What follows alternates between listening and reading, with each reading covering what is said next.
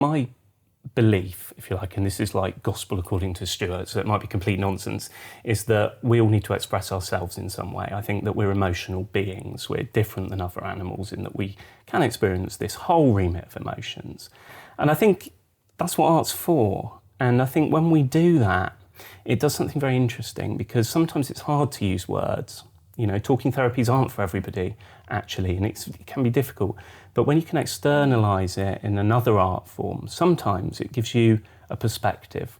And it's a way to share with the wider world, release something. I don't know, there's something very transformative about getting an aspect of ourselves out in some other form, I think.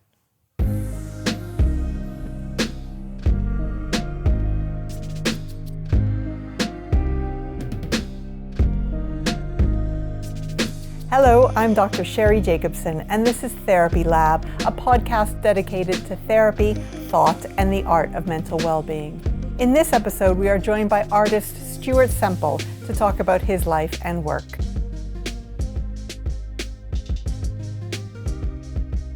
So Stuart, hello. Hello. Thank you very much for joining us. It's amazing to be here, thank you. Oh, how are you? I'm all right, yeah. Can you tell us a little bit about yourself? Yeah, I suppose in terms of what I do a variety of things. So my main thing is I'm a contemporary artist. So I make art, I go to my art studio, and I do exhibitions all over the world, and they tend to be public art projects more often than not now, around happiness and wellness and bringing people together, which is, I guess, what we might have in common.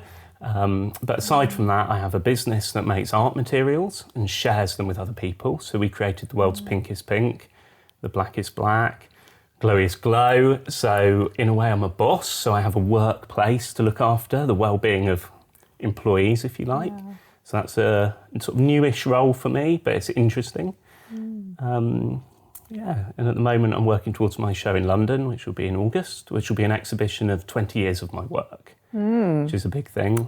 Okay, tell us a little bit more about that if you can. About the show? Well, it's strange looking back on 20 years of things you've made, because I was very young, I was like 19 at the start, I'm 39 now, so I've had the chance to work with a really good curator who I really respect, and he's made a really interesting story around the work, and I think it's going to be a good show. I'm actually quite excited about it. I was a bit nervous, but now it's actually something I'm enjoying the process of looking back. So, where does your well-being journey start? When did you become aware of, let's say, any emotional difficulties or aware of your emotional world? Well, I think it all started when I went to university. So I was a teenager, I left home and I went as far away from home as possible. So I went to the Yorkshire Sculpture Park. I was from Bournemouth, right by the coast, so south all the way north. And I think I experienced my first sort of inklings of anxiety then, and what I now know were panic attacks. But back then, 20 years ago, no one really knew what was going on, and I certainly didn't. And then after the first term, I had a near-death experience. I was allergic to something, and I arrived back in Bournemouth essentially dying, and had a very traumatic time in hospital. They couldn't tell me what I was allergic to, so I left with deep psychological issues around trusting my body. Obvious eating disorder came out of that, scared to put anything in my mouth. And the anxiety got worse, and almost like a PTSD type thing around revisiting bodily sensations, and this OCD around checking my body. Yeah. So just even prior to that, you kind of experienced symptoms of panic. Do you remember what those were like? I don't know. I mean, it's hard. I think I've blocked a lot of the early ones out, and I almost didn't clock it till I was kind of shaking on the floor thinking I was dying, till it was that extreme. Yeah. And I don't think I wasn't aware enough of the early stages of that until it took over, Okay, and then the near-death experience, that's something you have spoken about, and how do you make sense of that now with a little bit of with the separation of time?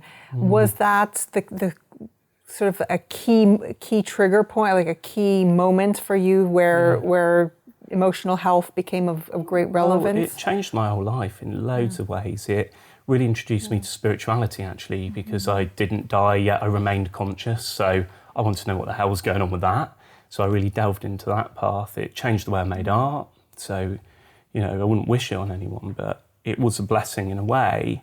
I can see that now. But it really led me on this journey of really sort of self-discovery, really working out who I was and how I could cope with what my emotions were doing. And in those days, there was next to no support for someone like me.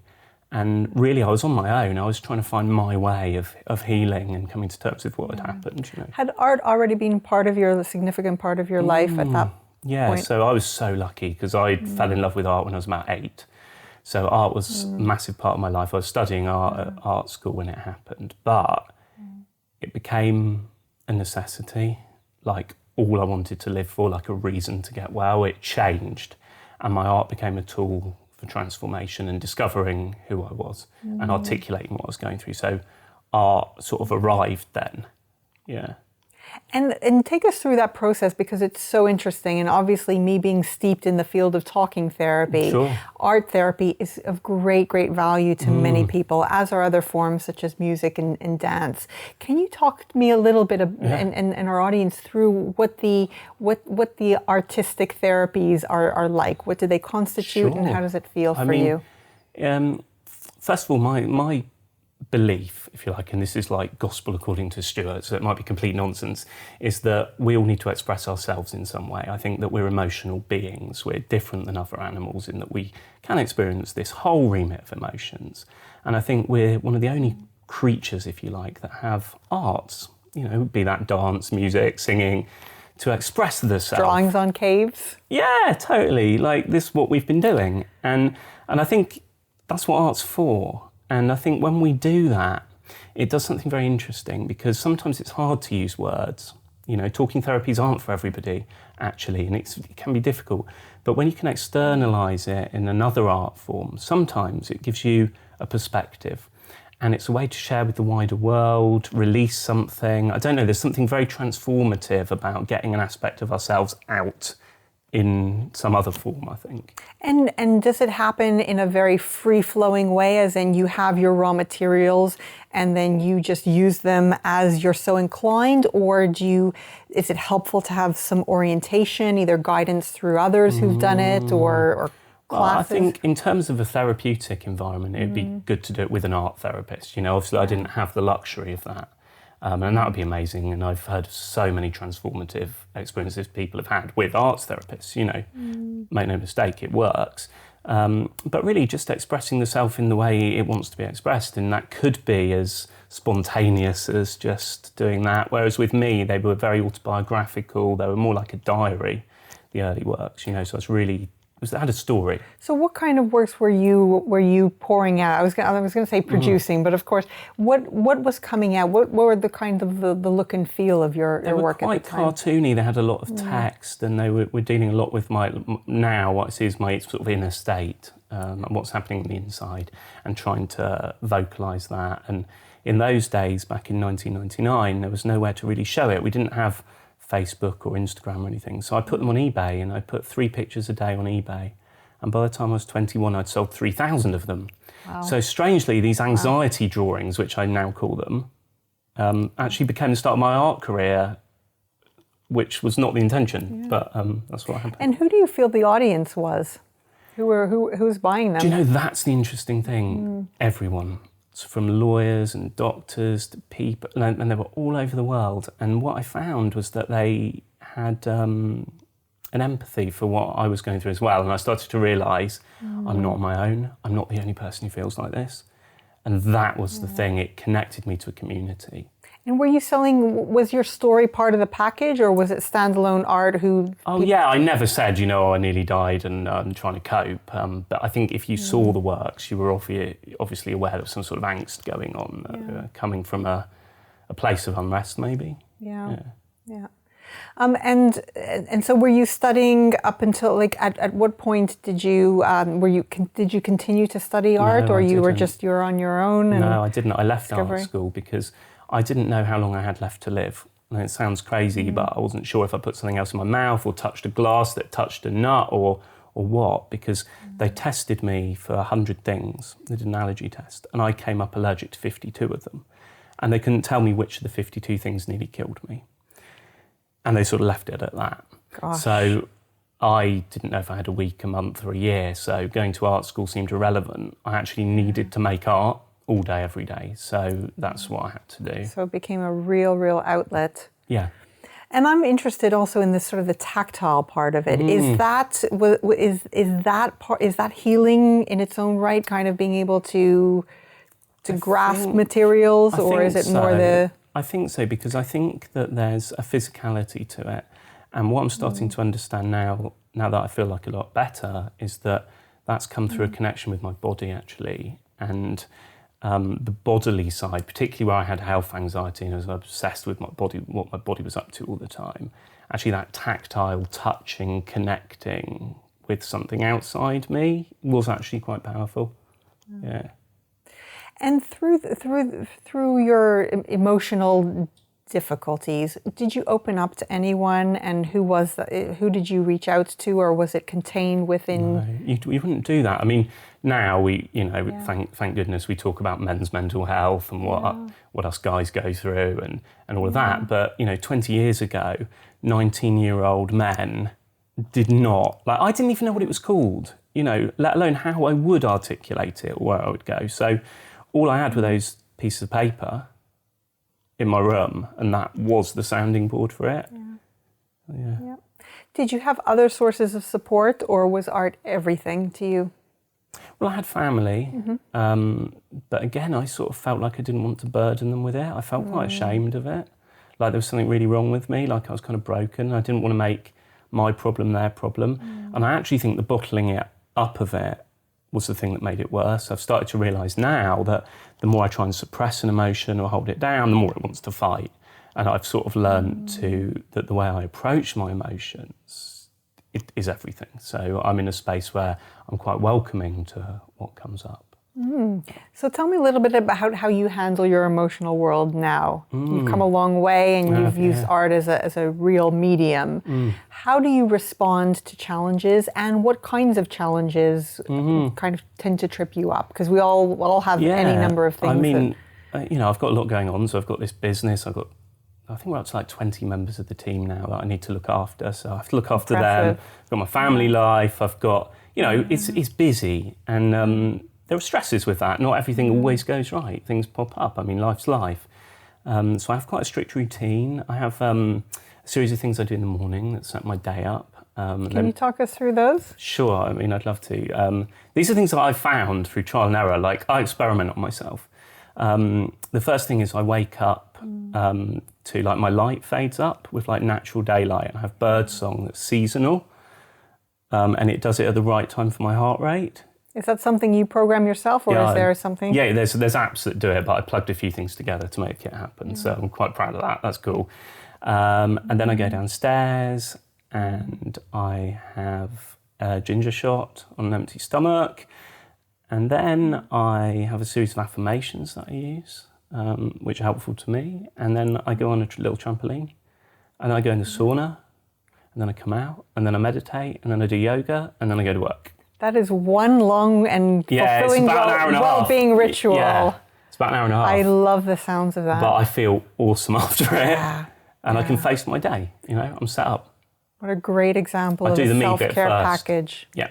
Absolutely. How long and how did you come to form that? You talked about experimentation. Yeah, over the years, just adding different things and almost chaining things together so they became like a routine. So it almost flows pretty automatically now. Are there any days that you're prevented from doing that? Or Yeah. If something comes up or there's some sort of email to deal with or something's happened, and In which case, how do you contend with that? Well, then the stress comes, and then I worry about the fact I haven't done it, and am I now going to have a bad day? But I'm learning to just sit with that. So, I'm feeling frustration. I didn't get to do my morning thing, but it is what it is, and let's approach the day anyway, and that tends to work. That is brilliant. Yeah. That is an excellent example of a self-care full package.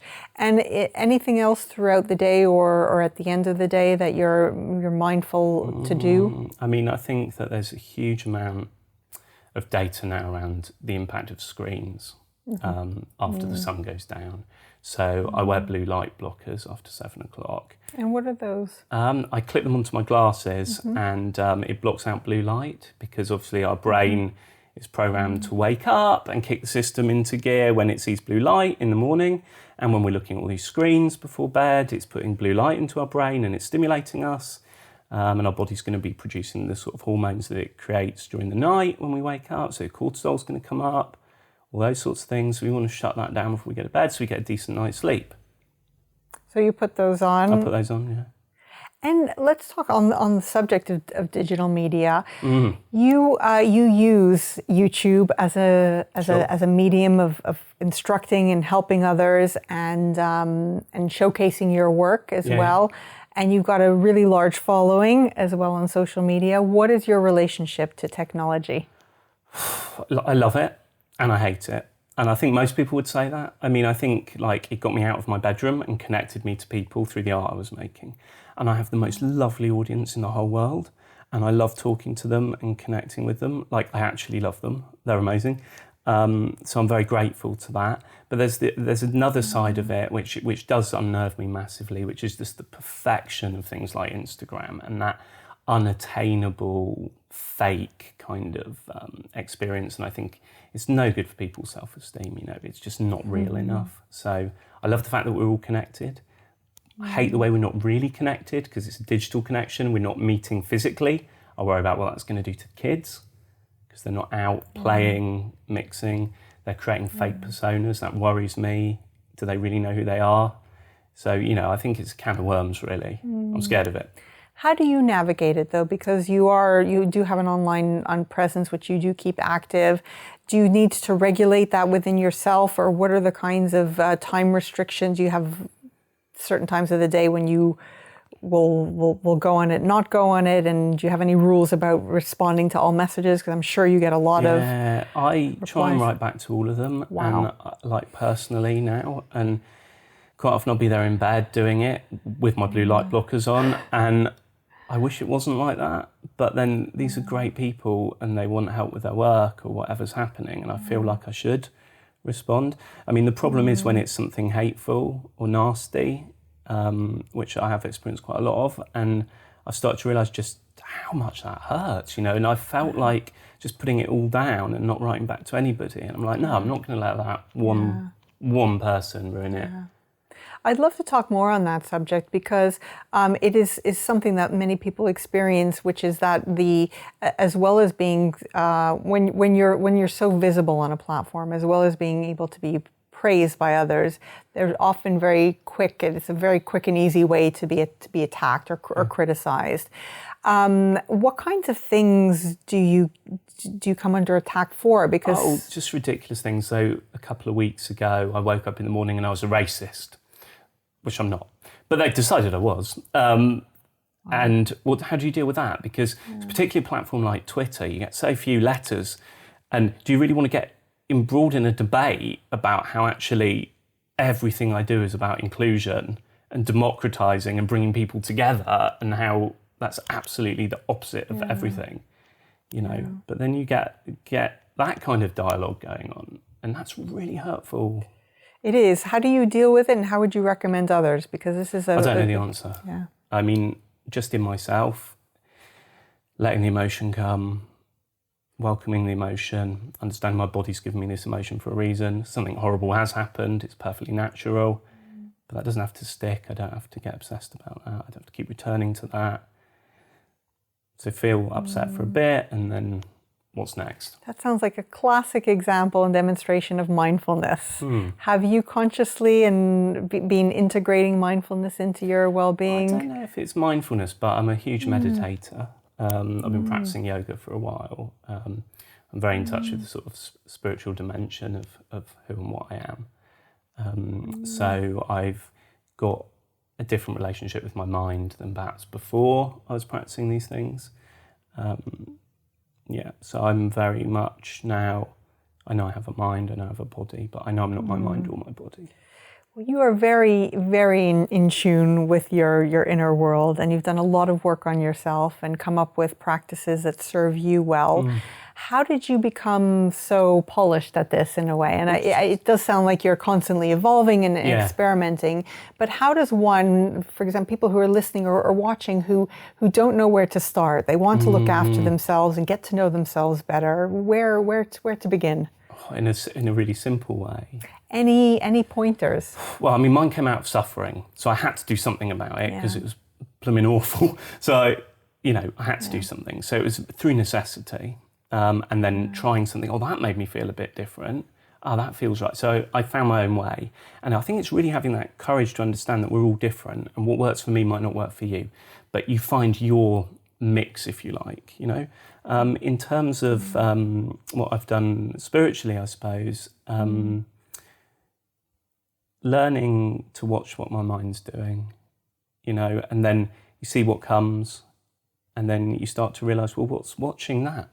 Is the mind watching itself? What's watching it? What's aware? And that is a great practice. How does that work? Do you have to have quiet? Can you do that at any time of the day? Sort of the watching your mind, observing, and taking note also of what's going in your body. It's something often we advocate as therapists, but in practice, how does it work best for you? Initially, I think it's like a muscle, and you build the strength in this. And it starts where you are consciously watching your mind, and you probably want a nice, quiet environment to do that. And there are loads of great apps that can help you do that. Any ones that you use or can recommend? Headspace is great. I don't actually use it, but I've heard nothing but good stuff about it. But there's a few. Calm's another one I think that's supposed to be good. So something like that to build up your familiarity with the practice. But the ultimate thing happens is when you take it out in the world. So it's all very well doing it in your spare bedroom with some candles for 10 minutes. But actually when you're stressed out on the bus or something happens or something goes wrong, it's then you want to be practicing to use it. And then the ultimate thing happens when you actually start to relax the thing that watches the mind. So the witness relaxes. And that's when it almost becomes like a permanent situation. So then you're doing it at the post office, on the bus, as you cross the road. And you mentioned routine, and something we speak about a lot in terms of like habit formation. If you can make well-being practices fairly occur at roughly the same time or in the same order, it's much more likely that you'll do it day by day. How do you do that on the sort of the day-to-day world? I think, you're totally right. Routine's the key. So you do one thing and then very quickly do another. And I started to chain them together. So it started off just having a juice shot. Then I got the trampoline. Then I had the juice shot and then I went on the trampoline. Then I got the sauna. Then I had the juice shot, trampoline and the sauna. So I chained them up. And I read something somewhere that like habits are formed, I think it's like 68 days or something like that. So it's like, you know what, I'm going to do 69 of these. And that was it. And I started to chain it over the years. I made it easy for myself. Yeah. I didn't set some huge goal, like you can have this hour and a half super regime or something. Absolutely. And also the sort of the benefits of the accumulated benefits as opposed to doing one-off episodes of something. Tell us a little bit about diet and exercise for you. Diet's vital. Ginger shot included? Ginger shot included. I don't eat after that until 3, 5 days a week. So you don't eat until 3 or after 3? I don't eat until 3. Until 3? Mm-hmm. And then I do all my eating between 3 and 8. I do that 5 days a week. I don't really eat anything that's come from an animal because I think inflammation's bad, and there's a direct link between animal protein and inflammation. An inflamed body, mind goes to inflamed, weird feeling bit, comes to conclusions, it's not good, so that's a vicious cycle. So I want to eliminate anything like that. I'm absolutely intrigued because as it so happens, I only eat usually definitely after 12, but probably around 2 or 3 until 8 also. Wow. So I'm not, we definitely have to explore this more. Okay. Mine just evolved through just kind of by default. Is there anything behind yours? How did it come to that? Mine was by default, but I've got really tuned into all the research around the intermittent fasting thing. I know that mice live a third longer if they eat less than the mice that eat more often. I also know that the mice who are slightly hungry solve problems faster. They're more alert. I like that. So that's kind of validated what I was doing anyway. As well as being a fantastic time hack. There's less preparation over meal times and less dishwashing. And I really enjoy my food as well. I really appreciate it. Likewise. Very kindred spirits on the diet front. And I am also fairly veganish. Yeah, so there we go. How about exercise? Exercise, there's a gym practice and there's yoga. So gym will be functional fitness, so it's going to be TRX, kettlebells, elliptical trainer. I really believe in like high intensity interval training. I think you can do more in 10 or 12 minutes. Like long slow cardio is just stupid. But I know if I get my heart rate up for like 20 minutes, I feel better. I understand the science around that. Well, you certainly pack in a big well-being punch there. Tell me a little bit, if you can, about the role of teaching, because you seem to be educating others in working with materials and art. Is that something that gives you a sense of satisfaction? I don't know if it's so much teaching. I see it more as encouraging. I believe everyone has the capacity to create and should be creating. So I want to create platforms and ways that they feel confident to do that. And I think that's what I want to do. Okay. That's my thing. And you have a great video series. So on YouTube, you will demonstrate how you work with materials. And so would you call them instructional, or are you literally like showing how-tos as well as the encouragement, subtle encouragement that others can do likewise? I think, the main thing is I make the art materials. So I have this art materials thing, so I show you how to use them. But I also realised if we make really cool art materials that people really want to use, then they start making art with them. And I get so many messages from people who actually haven't made art ever. And they're like, I got the glowing thing and I've started painting, and now what do I do? And I'm just so excited when I see that. So a lot of the social media stuff's around supporting that community of people that are making stuff. There's some really funky things like holographic paint. Turn something holographic. So, and that in turn inspires others to use the materials. And I assume that you derive satisfaction out of seeing other people work therapeutically and enjoy the work that they create. Amazing. It's just amazing. Yeah, that's just what I want to be doing, really. And I mean, all my work's about that, just other people, really. Yeah. As well as a good dose of self-care, which is a super combination. What's on the horizon for you next, Stuart? Well, I've got the London show. It's just around the corner, so I'm preparing for that. And then I'm off to Hong Kong to do a project around happiness, art and connection there. It's a big public art project at the end of the summer. Great. Well, I also must say that I saw is it the Montclair? How would you describe that? Is it an installation? Well, I've done quite a few things with Montclair. We made a giant duck, which was a toy, and that toured, and that was a good project. And then, what about the smiley faces? The smileys, foam smiley faces? Tell us a little bit about that. So it's an artificial cloud machine, and it makes smiley faces. They're clouds, but they're the shape of a smiley. And I released them into the sky. So I did it with Montclair in Italy, but I've also done it, well, pretty much all around the world. We've done it in America now, Australia. So these are kind of like fleeting moments of joy, if you like, that the public share a moment where they see these things, and it's quite obvious what they are. And the reactions of the participants and like people, bystanders, was just magical. I know, it's bizarre, isn't it? I didn't know it would work quite as well as it does, but we initially did it in London during the last recession, and we released them from Tate towards the financial district, and there were really miserable people going over Millennium Bridge, like they'd obviously lost everything in the crash, and these giant smiley clouds almost took their head off, and I just saw them melt, and then I realised, wait, public art, happiness, like this is where it's at, this is the hot spot. And public art, of course, being very uplifting, and it should be.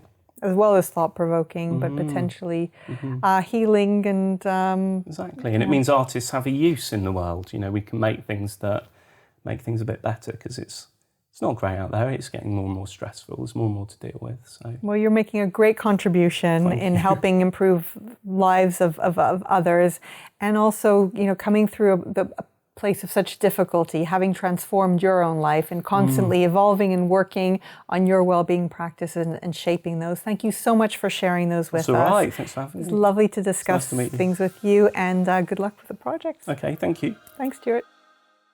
HarleyTherapy.com is here to help you book counselling with qualified professional therapists online or in person at the times and prices that suit you wherever you are worldwide. If this is your first listen to Therapy Lab, do hit subscribe to keep up to date with new episodes. We'll see you next time.